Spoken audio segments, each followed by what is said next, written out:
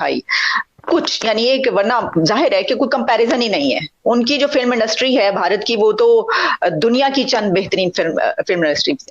तो अगर हम उसको ना भी देखें लेकिन इतना पीछे तो नहीं। सिर्फ पाकिस्तान में एक कारोबार चलता है, खबरों का कारोबार। खबरें जो है वो बड़ी लोग सुनते हैं ध्यान से, 24 घंटे खबरें, लोग उल्लू बन गए टीवी के आगे बैठ बैठ के। The reason behind is because there is so much politicisation of everything in the country.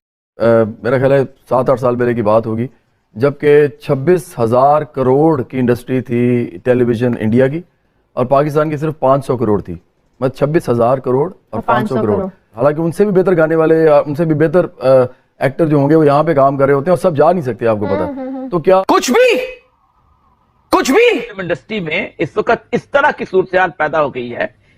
मैं जहां अमेरिका में हूं, अमेरिका में यहां पर एक बंदे ने जब एवल कांसी को मैं पकड़ के दिया था तो एक बहुत कमाल बात की थी। उसने कहा पाकिस्तानी पैसे के लिए अपनी my goodness.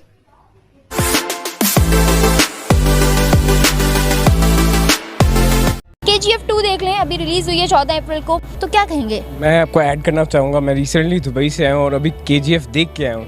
It was one of the amazing movie. Chapter 1 मैंने पाकिस्तान में देखा था, लेकिन चैप्टर 2 एक तो बॉलीवुड जो दिखा रहा है और जो तमिल मूवीज़ है ना, वो एक वास्ट लेवल पे और होती है। जबकि बॉलीवुड में एक्टर्स का काम बहुत अच्छा है, लेकिन उसमें कोई कॉन्सेप्ट नहीं होता, कोई स्टोरी नहीं होती। जो संजय दत्त और रॉकी का जो उन्होंने सिस्टम डाला हुआ है ना बीच में, उनके जो विलन और हीरो वाला है, उनके एटीट्यूड, उनका जो स्टाइल है वो बड़ा अच्छा लगा।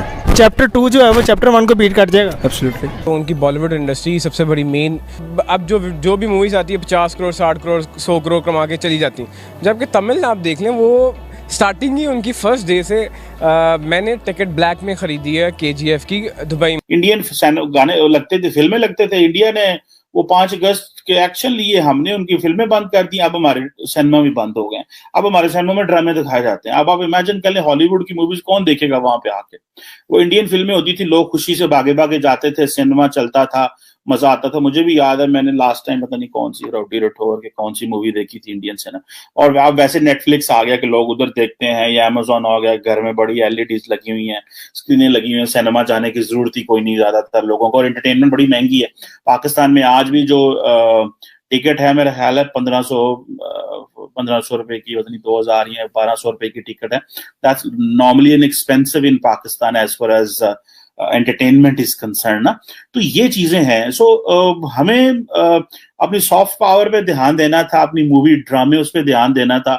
और हमने जो है वो, कभी हमें दुनिया में पता चलता है इधर सिविलियन कू हो गया, कभी पता चलता है मिलिट्री कू हो गया, कभी ये पता चलता है इधर धमाका हो गया। ये चीजें जो है, they are not good for our image as a nation. We have to have a plan for next 10 years and we can come on that. हम रिवाइवल कर सकते हैं, हमें कोई मसला नहीं है। There is absolute capability and capacity in our nation and country to transform things. लेकिन उससे पहले एक टेबल पे बैठें और एक रास्ता मुतय्यन करें कि हमने कौन से रास्ते पे चलना है। अगर हम इसी तरह एक दूसरे को गालां कट दे रहे, एक दूसरे को नीचे गिराते रहे, और इकोनॉमी चलती नहीं, IMF का प्रोग्राम आज उन्होंने बंद कर दिया। उन्होंने कहा दोबारा गवर्नमेंट आएगी उसके साथ दोबारा डायलॉग कर लेंगे। FATF में पड़े हुए हैं, इंटरनल एक दूसरे को जूते मार रहे हैं। सिर्फ पाकिस्तान में एक कारोबार चलता है, खबरों का कारोबार। खबरें जो है वो बड़ी लोग सुनते हैं ध्यान से, 24 घंटे खबरें, लोग उल्लू बन गए टीवी के आगे बैठ बैठ के। The reason behind is because there is so much politicisation of everything in the country. जबकि हमें हर चीज को ना, वो कल्चर, ये चीजें, लोगों को एंटरटेनमेंट की तरफ लेके आना है। आज सऊदीज इंडिया में आ गए बिजनेस लेने, उनकी अपनी फिल्म इंडस्ट्री को प्रमोट करने। अब आप इमेजिन कर लें कि who is coming here in Pakistan for such kind of things.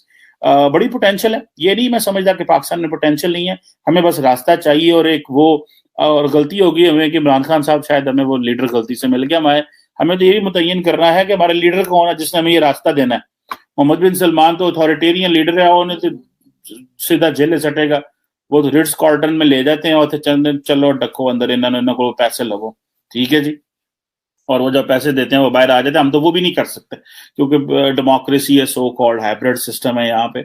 Any how, लेकिन मैं just wanted to highlight this that how Saudis are coming for business in India, ठीक है जनाब। और फिल्म इंडस्ट्री आज इतना बड़ा उनका फॉरेन पॉलिसी, मुझे याद है कि मैं वो बड़ी पावरफुल इमेजेस थे कि जब प्रेसिडेंट पुतिन एक दफा India, I think back in 2008, 10, 12 का में, तो उस वक्त एक गाना था चमक चलो, तो उसकी शूट हो रहा था, तो उस पे पुटन आए थे, उसमें आई थिंक वो करीना कपूर थी और शाहरुख खान थे उस वक्त, तो सेट पे तो उन्होंने वो गाना गाया। तो इमेजिन कि वो क्या जो है वो एक चीज उन्होंने बनाई और की और दुनिया को बताया गया, एकन गाने गाने आ रहे हैं। तो ये मेरा ख्याल है कि और हमारा ये होता है कि हमारे ये जो टर्की का ड्रामा है, हमारे सारे एक्टर रोने लग पड़े, उन्हें क्या लो पाना है कि हो गया टर्की का ड्रामा आ गया, हमारे तो एडवर्टाइजमेंट भी ये ले गए हैं, ये हुकूमत ने हमारे साथ क्या किया है। मतलब हमें वो कंपटीशन में यकीन ही नहीं लगते। हुकूमत ने इतना ज्यादा पैटर्नाइज्ड, कंप्रोमाइज्ड और इतनी ज्यादा पैटर्नेज की हुई है कि जरा सा हमें कंपटीशन में जाना पड़े तो हमारे जो स्टेक होल्डर है वो रोना शुरू कर देते हैं। यही कारोबार में चीजें, यही और जगहों पे चीजें, ये I have spoken to so many people on this, so that's why I have a knowledge कि ये मसाइल हैं। आप मुझे बताइएगा कि आर्ट और कल्चर, खासतौर पे जब हम पाकिस्तान और भारत की बात करते हैं तो जॉइंट हेरिटेज है, लेकिन अब जो है हम क्या इसको इस्तेमाल कर सकते हैं, हम डिप्लोमेसी में इसका क्या रोल होता है और क्या रोल हो सकता है? अच्छा, मसला ये है कि बहुत अरसे तक हमने ये किया है, लेकिन अनफॉर्चुनेटली हमारे यहाँ जो पॉलिटिक्स है उसने दोनों को बहुत दूर कर दिया है। हमारे यहाँ दोनों तरफ को अगर देखा जाए, इंडिया में भी और पाकिस्तान में भी, जो पॉलिटिकल फिलॉसफी है उसने आर्ट को दोनों मुल्कों के डिवाइड कर दिया है। यानी एक सतह के ऊपर पाकिस्तान में देखा जाए तो हिंदुस्तान की फ़िल्म की बहुत पजीराई रही है, अभी भी लोग देखते हैं, शौक़ से देखते हैं, उनके ड्रामे को भी देखते रहे हैं। लेकिन जो सिनेमा हॉल में जिस तरह से एक वक्त तक हमारी फ़िल्म रिलीज़, उनके यहाँ उनकी फ़िल्म रिलीज़ होती रही यहाँ पे, इसी तरह से VCR पे हमें अवेलेबल हो जाती थी। अब बहुत कम लोग हैं जिनको टीवी चैनल देखने को मिलते हैं, जो कि गवर्नमेंट ने पाबंदी लगाई हुई है, उस तरफ भी पाबंदी है, इस तरफ भी पाबंदी है।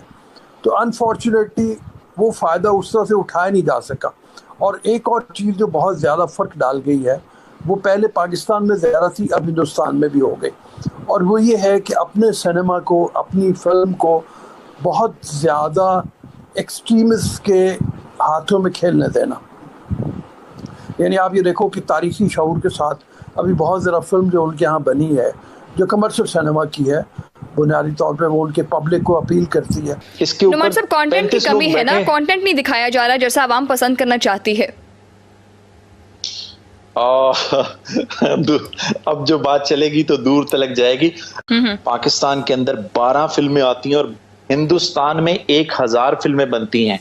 बिल्कुल सही। अच्छा नुमान साहब, मैं अंजुम साहब से पूछेगा कि उनको 10 फिल्मों के भी नाम याद होंगे, लेकिन मैं एज अ मूवी मेकर क्या कहना चाहता हूं, आप पाकिस्तानी सिनेमा को जगह दें, सबसे पहले अपनी स्क्रीन्स के ऊपर जगह दें, लेकिन उसके साथ साथ ये भी मैं कहना चाहूंगा कि आपकी आवाम उसको आपने एक ऐसा कंटेंट देना है कि वो देख सके। बिल्कुल सही। बात जरा आगे बढ़ जाएगी। मेरे बहुत अच्छे दोस्त हैं, हमारे मुल्क का एक बहुत बड़ा नाम है जिनका नाम शान है। एज अ व्यूअर अगर देखा जाए तो मैंने भी जो पाकिस्तान के अंदर भी जो मूवीज़ देखी हैं उसके अंदर भी बहुत असर रसूख पाया जाता है इंडियन मवाद का।